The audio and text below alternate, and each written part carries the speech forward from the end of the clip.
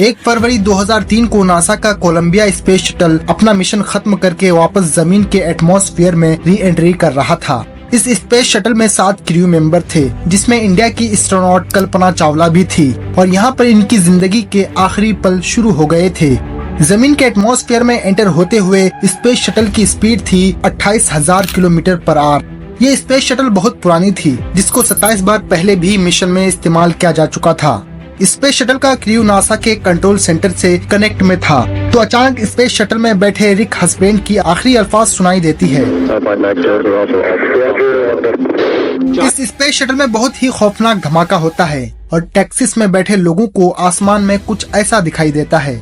Space shuttle आसमान में टुकड़े होते हुए दिखाई देते हैं और वो जमीन पर गिरना शुरू हो जाते हैं।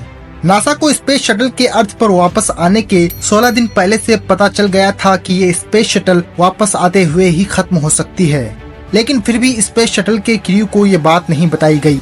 उस आखिरी 5 मिनटों में ऐसा क्या हुआ था जिसकी वजह से ये डिजास्टर हुआ, आइए जानते हैं आज की इस वीडियो में। ईयर 2000 में कल्पना चावला को अपने दूसरे मिशन STS-107 के लिए 6 और लोगों के साथ सिलेक्ट किया जाता है, जो इनका आखिरी मिशन होने वाला था। इस मिशन के लिए कोलंबिया स्पेस शटल को चुना जाना था।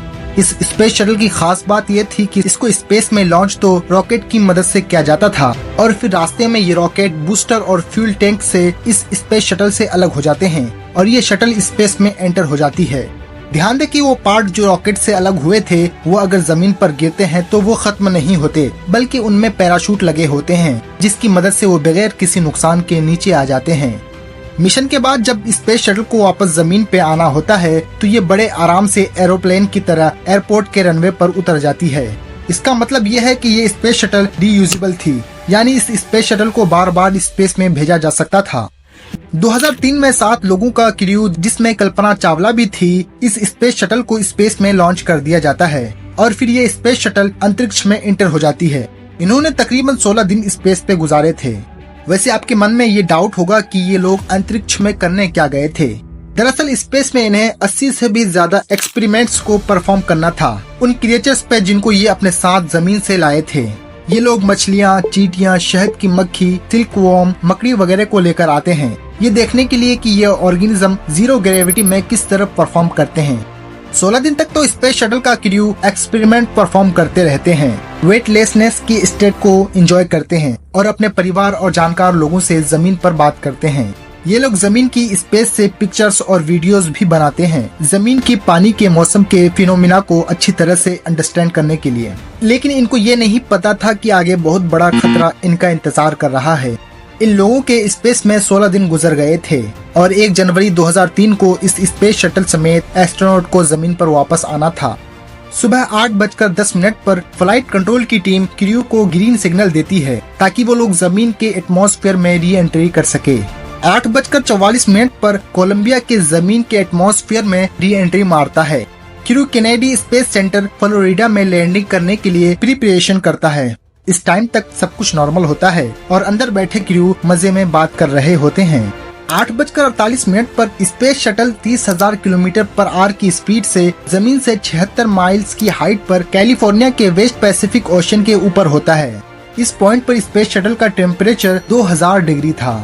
8:49 पर पहली मुसीबत सामने आती है। इस स्पेस शटल का लेफ्ट विंग बहुत ही एबनॉर्मल रीडिंग दिखाना शुरू कर देता है। 8:52 पर लेफ्ट विंग की हाइड्रोलिक सिस्टम सेंसर्स की रीडिंग भी गायब हो जाती है। इस टाइम पर ये space shuttle 28,000 kilometre per hour की स्पीड से कैलिफोर्निया के साहिल के ऊपर से गुजर रहा था।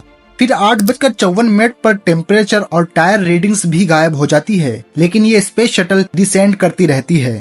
8:58 पर स्पेस शटल का सेंसर भी शो कर रहा था कि इसके लेफ्ट विंग पर बहुत ज्यादा प्रेशर बढ़ गया। 8:59 पर कैप्टन रिक हसबैंड की आखिरी वर्ड कंट्रोल सेंटर में सुनाई देती है। इस स्पेस शटल का कनेक्शन कंट्रोल सेंटर से टूट जाता है। इस पॉइंट पर स्पेस शटल का टेम्परेचर 1500 डिग्री तक हो जाता है और लेफ्ट विंग के मटेरियल शटल से उतरना शुरू हो गए थे। यहाँ तक कि यहाँ पर हो क्या रहा था इस बात का क्रू को कोई भी आइडिया नहीं था, लेकिन नासा को ये पता था कि उनके साथ ये होगा, वो भी पूरे 16 दिन पहले। असल में होता यह है कि जब 16 दिन पहले इस स्पेस शटल को स्पेस में लॉन्च किया जा रहा था तो एक्सटर्नल टैंक का एक इंसुलेशन फॉर्म का टुकड़ा स्पेस शटल के लेफ्ट विंग से बहुत जोर से टकराता है जबकि इस फॉर्म का वेट लगभग 1 किलो था और 700 किलोमीटर पर आवर की स्पीड से ये स्पेस शटल के लेफ्ट विंग से टकराता है, जिसकी वजह से उस जगह काफी बड़ा सुराख हो गया था। कोई भी ऑब्जेक्ट जब स्पेस से अर्थ के एटमॉस्फेयर में एंटर करता है, चाहे वो कोई पत्थर हो या कोई एस्टेरॉइड, तो फ्रिक्शन और ग्रेविटी की वजह से उसका टेम्परेचर हजारों डिग्री तक चला जाता है। इस स्पेस शटल के केस में भी अंतरिक्ष से जमीन में री एंट्री करते हुए इसका टेम्परेचर भी बढ़ना था। तो इस स्पेस शटल को हीट से बचाने के लिए इसमें बाहर वाली साइड पर थर्मल प्रोटेक्शन सिस्टम लगा हुआ था। ये एक लेयर है जो बाहर की तरफ से पूरी स्पेस शटल पर कोट होती है। जब वो फोम का टुकड़ा 700 किलोमीटर पर आवर की स्पीड से शटल के लेफ्ट विंग पर हिट करता है तो ये इंसुलेशन लेयर डैमेज हो जाती है और विंग में सुराख हो जाता है। जब ये स्पेस शटल री एंट्री कर रही थी तो आप सोचिए, स्पेस शटल की स्पीड 30,000 किलोमीटर पर आवर की थी और 2000 डिग्री तक तो टेम्परेचर था। वो सुराख बढ़ता गया और विंग से सारा मटेरियल उतरता गया। आखिरकार सारे सेंसर्स भी फेल हो जाते हैं और ठीक 9 बजे स्पेस शटल में एक बड़ा धमाका हो गया। टेक्सास में बैठे लोगों को आसमान से आग से बनी हुई एक बड़ी सी टेल नजर आ रही थी। फिर इसके 2 टुकड़े हो गए थे और इसके बाद और ज्यादा टुकड़ों में बिखर जाती है। केबिन प्रेशर डिस्टर्ब होने की वजह से अंदर बैठे क्रू की मौत कुछ ही सेकंड में हो गई थी, जिसका मतलब ये था कि जब कोलंबिया स्पेस शटल टूटकर बिखर रहा था तो क्रू को ये डैमेज सहने नहीं पड़े। इस हादसे के बाद इन्वेस्टिगेशन होती है, तो आखिर सवाल उठता है कि नासा वालों ने इसको ठीक करने के लिए कोई इंतजाम क्यों नहीं किए। ये बात सामने आती है कि नासा के कुछ इंजीनियर्स ने फर्म स्ट्राइक के 2 दिन बाद ही इस पूरे STS प्रोग्राम के मैनेजर रॉन डी डिटेमोर को बोला था कि हम अपनी स्पेस सैटेलाइट की मदद से डैमेज का पता लगा लेते हैं कि वो कितना ज्यादा सेवर है, लेकिन उन्होंने इस रिक्वेस्ट को मना कर दिया था। इसी वजह से जब ये हादसा हुआ था तो उन्होंने अपनी गलती भी मानी थी और अपनी पोजीशन से रिजाइन भी कर दिया था।